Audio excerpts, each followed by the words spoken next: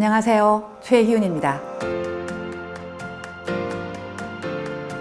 4차 산업혁명 시대, 포스트 코로나 시대, 대가속의 시대, 데이터 AI 시대 등 다양하게 표현되고 있지만 그중 저는 뷰카 시대를 말씀드리고 싶습니다. 뷰카란 변동성, 불확실성, 복잡성, 모호성을 의미합니다.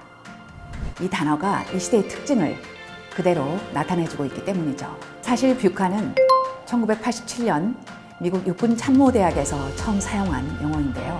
그때는 냉전 이후 불확실한 세계 정서를 설명할 때 쓰였지만 오히려 지금 우리가 처한 정치, 경제, 사회 전반의 상황을 더 잘 표현해주고 있습니다. 미래학자 밥 요한스는 이런 뷰카를 뷰카로 해결해야 한다고 이야기합니다.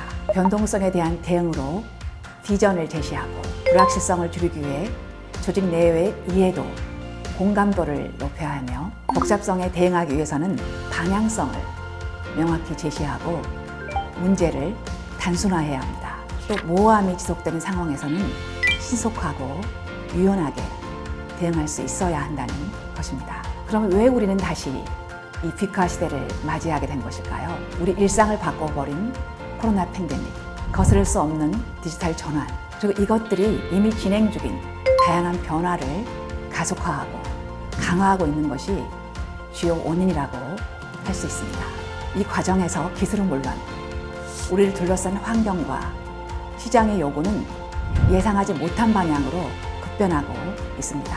그렇게 지금의 뷰카 시대는 위기를 기회로 바라볼 줄 알고 결단을 내릴 수 있는 리더십이 더욱 중요합니다. 끊임없는 변화와 혁신을 주도해서 돌파구를 먼저 찾는 혁신 리더가 더욱 필요한 시대라고 할 수 있겠습니다.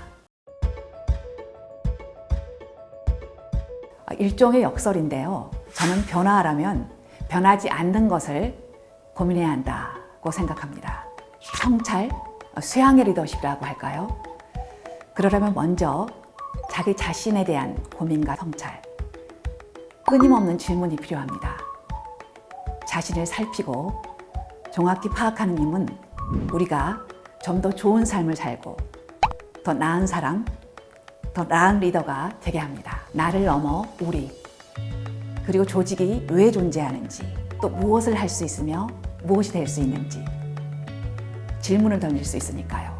우리가 가장 좋아하는 윤동주 시인의 시들을 보면 자기 자신과 흐르는 시간, 변하는 시대 상황과 그러한 현실에 대한 자기 고백, 그리고 반성적 성찰이 반복됩니다.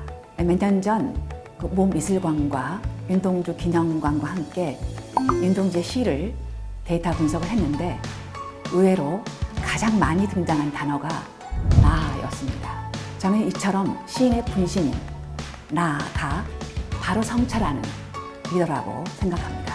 그러한 리더는 나는 좋은 사람인가?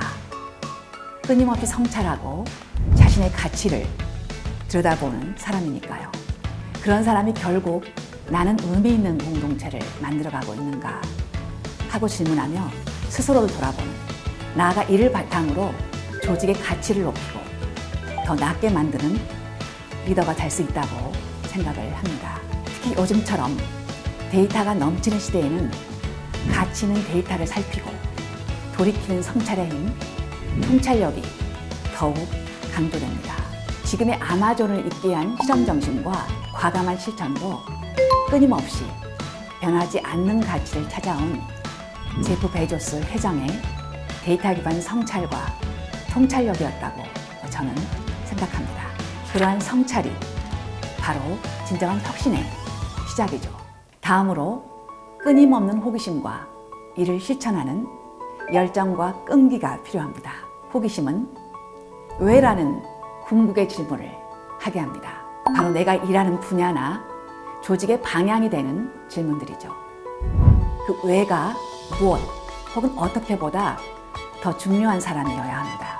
그래야 문제의 근본을 탐구하고 문제 앞에서 여러 대안을 공개하며 열정과 끈기로 문제를 해결할 수 있으니까요. 아인슈타인은 우리는 질문을 멈추지 않아야 한다. 호기심은 존재 이유가 있다고 말하죠.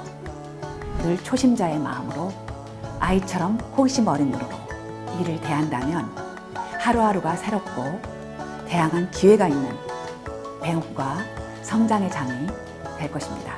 앞으로는 AI와 같은 기계가 인간을 능가하는 시대라고 하죠. 이러한 시대에 인간의 호기심은 더욱 의미를 갖게 될 것입니다.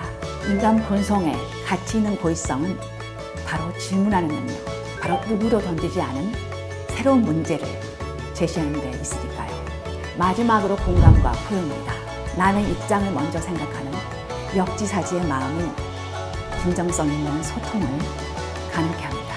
동료와 고객의 아픔과 어려움을 마음 깊이 공감하며 포용하고 돕는 사람은 아무리 어려운 상황이라도 조직 내외의 갈등과 복잡한 문제를 보다 근본적으로 해결할 수 있습니다. 오늘은 제가 생각하는 이 시대의 리더에게 필요한 것에 대해 말씀드렸습니다. 다음 시간에는 변화에 대응하기 위해 구체적으로 리더가 어떤 일을 해야 하는지에 대해서 말씀드리겠습니다. 감사합니다.